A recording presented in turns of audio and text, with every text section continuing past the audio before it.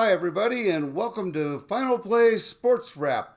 I'm your host, Pete Lubar, and today we're talking Big 12 football. Specifically, today we're talking about the Houston Cougars. Houston had a interesting first year under Coach Willie Fritz. They were 4-8 for the year.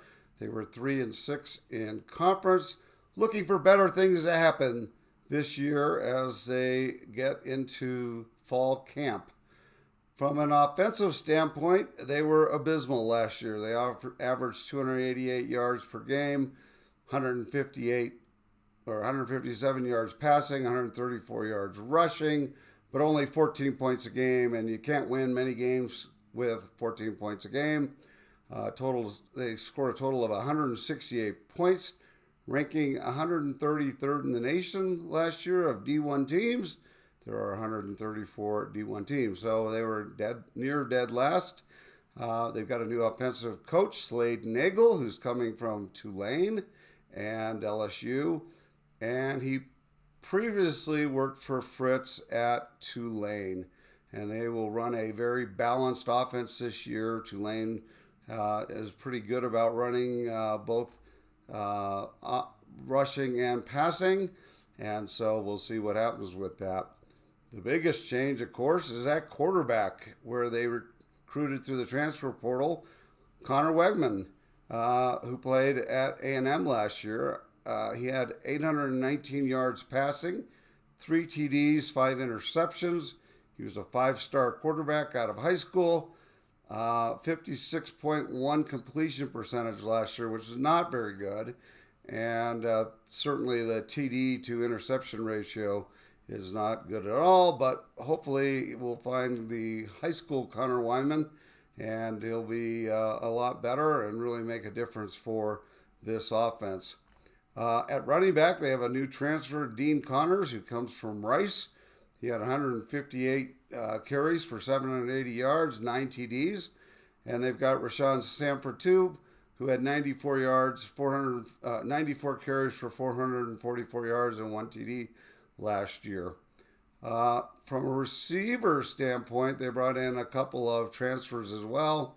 They brought in Harvey Broussard, who had 31 receptions for 486 yards and 3 TDs for the Raging Cajuns. And Amari Thomas, who had 62 catches for 670 yards and 8 touchdowns for the Alabama Birmingham. And they also brought in another transfer at tight end, Tanner Koziel from Wisconsin, a big kid, 6'7", 240. He had 94 catches for 839 yards and 8 TDs. So a lot of changes on offense. The offensive line should be solid, but awful lot of transfers on the offensive side to help turbocharge the offense. Defense is the similar situation. They only have 2 returning starters. They were pretty good defensively last year. They gave up 22.9 points a game. That was 4th in the Big 12, 25th in the nation. They ran a 4-3 or 3-4 interchangeably. However, Shiel Wood, who was the coordinator of the defense, left for Texas Tech, and he is being replaced by Austin Armstrong, who had previously served as defensive coordinator at University of Florida. He is known for running a 4-man front primarily and being very aggressive with the blitz. So a new look on defense, and really they lost a lot of talent, unfortunately. And some of it just happened recently. So Jeremiah Wilson's was the starting cornerback. He transferred to Florida State after spring training, so we went into the second version of the transfer portal. AJ Halsey, a safety, also transferred in the spring. And they lost Anthony Holmes Jr., a defensive tackle, who transferred to Texas Tech. So a lot of losses on the defensive side, but they brought in a lot of players to help with that as well. They brought in an edge, Eddie Walls from Florida International, a cornerback, Zelmer Vetter from Sacramento State, a safety, Jordan Allen from LSU, Joshua Donald from App State, and Khalil Lawful from Washington State, our interior defensive lineman, coming in. They've got a couple guys coming in to fill roles at safety, C.J. Douglas and Mark Stampley. And Will James from Southern Miss is coming in at quarterback. And from a linebacker standpoint, they took a couple linebackers from Tulane. They took Jesus Machado, 98 tackles, linebacker from Tulane, and Corey Platt Jr., also from Tulane, linebacker.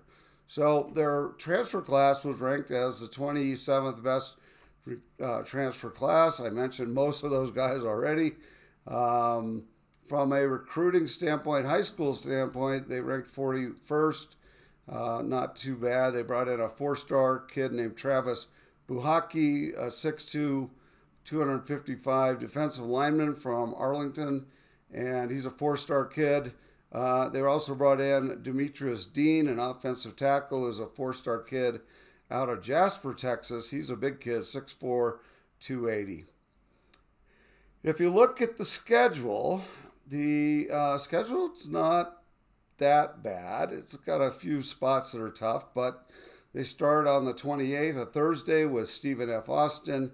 They follow that up a week later with Rice, and then they play their first conference game against Colorado, step back outside of conference to go to Oregon State, and then here's where the meat of the schedule sort of gets going. They get Texas Tech, then they get Oklahoma State, Arizona State, West Virginia. So that little piece of the schedule, about 4 or 5 games there, is really going to make or break the season, in my opinion. And then you follow up finally with UCF, TCU, and Baylor. So if you think about where they can win games, you're probably winning Stephen F. Austin, Rice, probably Oklahoma State, although the game is up in Oklahoma. You've got, I think you beat UCF, even though that's at UCF. Colorado's a bit of a toss-up to me. We'll see. I don't think Colorado's going to be that good, as I mentioned last week in my vlog. And then you've got, last year you beat TCU. You've got them at home this year. Can you beat them again? We'll see. And Oregon State wasn't all that good last year. So you could get bowl eligible. I'm thinking 6-6, maybe 7-5, probably like 4-5 in conference. So it's going to be a very interesting year, but things are definitely trending up under Willie Fritz. So that is my update of the Houston Cougars. Hope you enjoyed that. If you do, please subscribe to my YouTube page. It doesn't cost you anything, but it helps me out. Thanks, and have a great day. Bye.